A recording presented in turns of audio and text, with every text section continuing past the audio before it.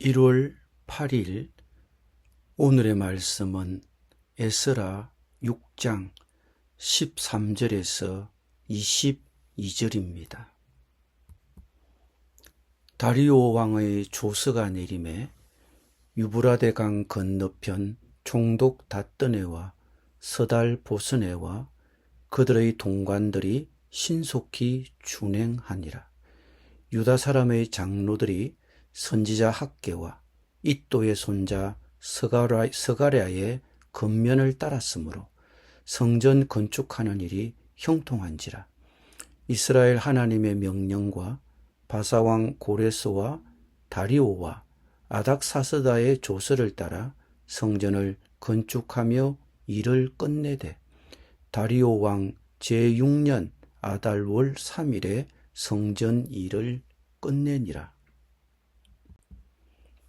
이스라엘 자손과 제사장들과 레위 사람들과 기타 사로잡혔던 자의 자손이 절거이 하나님의 성전 봉헌식을 행하니 하나님의 성전 봉헌식을 행할 때에 수소 100마리와 순양 200마리와 어린 양 400마리를 드리고 또 이스라엘 지파의 수를 따라 순념소 12마리로 이스라엘 전체를 위하여 속죄제를 드리고 제사장을 그 분반대로 레위 사람을 그 순차대로 세워 예루살렘에서 하나님을 섬기게 하되 모세의 책에 기록된 대로 하게 하니라.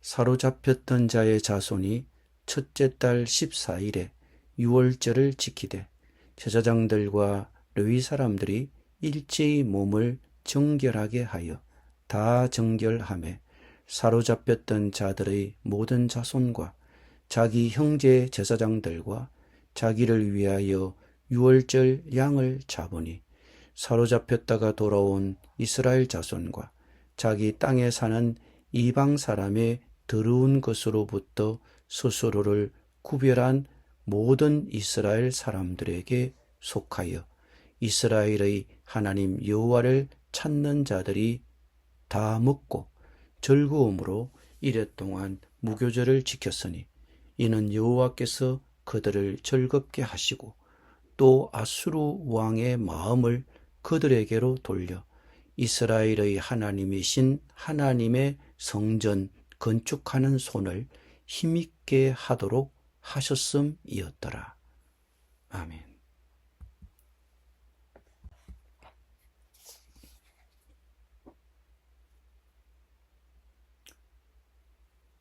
다리오 왕의 칙령 덕분에 유다 백성들은 새 성전을 완공할 수 있었습니다.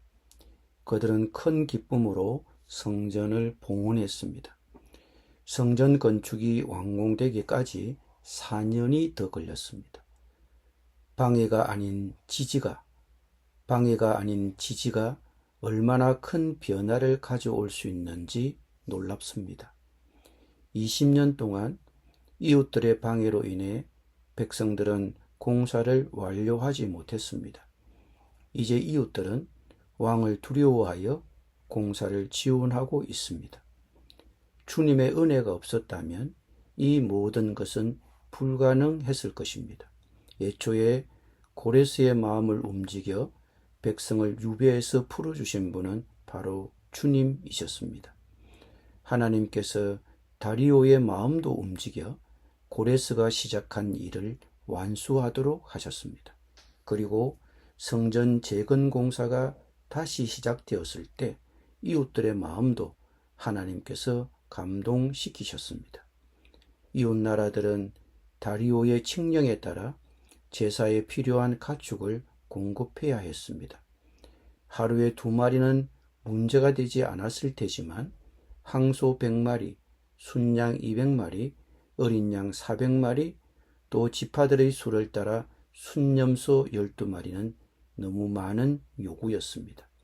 모두 이웃 나라에서 가져온 것일까요? 아니면 이스라엘이 자기들 가축에서 가져온 것일까요? 이웃 나라들이 그렇게 많은 가축을 공급하는 데는 어려움이 있었을까요? 이 희생제사에서 가장 인상 깊은 것은 순념소의 속죄 제사였습니다. 포로 생활에서 돌아온 이스라엘 백성들이 유다, 베냐민, 레위 지파 출신이었다는 기록이 있습니다. 다른 지파들은 어떻게 된 일인지 그 혼란 속에서 길을 잃었지만 그들은 그들의 형제들을 잊지 않았습니다. 유다는 자신들만의 희생을 위한 제사가 아니라 모든 형제를 위해 희생 제사를 드렸습니다. 정말 놀랍습니다. 북이스라엘은 포로로 잡히기 전에 남유다와 최대한 거리를 두었습니다. 북이스라엘 지도자들이 떠난 후 히스기야는 북이스라엘의 남은 백성들에게 다가가 유월절 만찬에 초대했었습니다. 유다 백성들은 그들을 다른 여러 활동에도 참여시키려 했지만 두 진영 사이에는 여전히 적대감이 남아 있었습니다. 하지만 유다는 이 중요한 행사 동안 그들을 잊지 않았습니다. 이건 역시 하나님께서 백성들의 마음에 역사하신 것이 아닐까 싶습니다.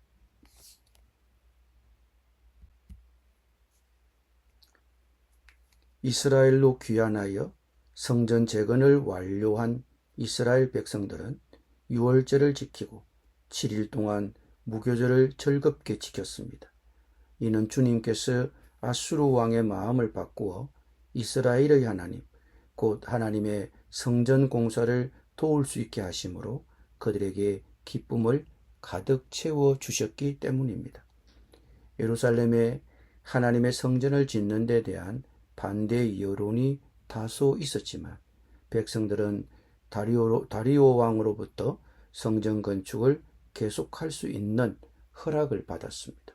성전 건축이 끝나자 백성들은 7일 동안 경축했습니다. 하나님께서 아수르 왕의 마음을 바꾸셨다는 것을 알고 기쁨으로 가득 찼습니다.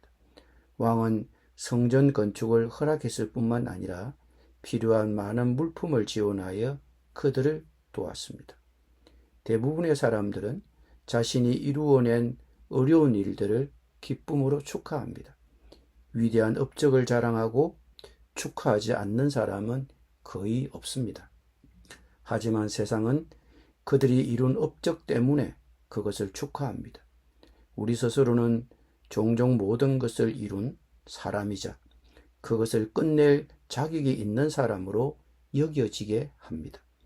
다른 사람들은 이 모든 일이 자기에게 유리하게 흘러가는 것을 자신이 매우 좋은 운이 있는 사람으로 여기곤 합니다. 그러나 예수님을 믿는 사람들은 이스라엘 백성들처럼 공사를 마칠 수 있는 능력을 주신 분이 바로 하나님이심을 알아야 합니다.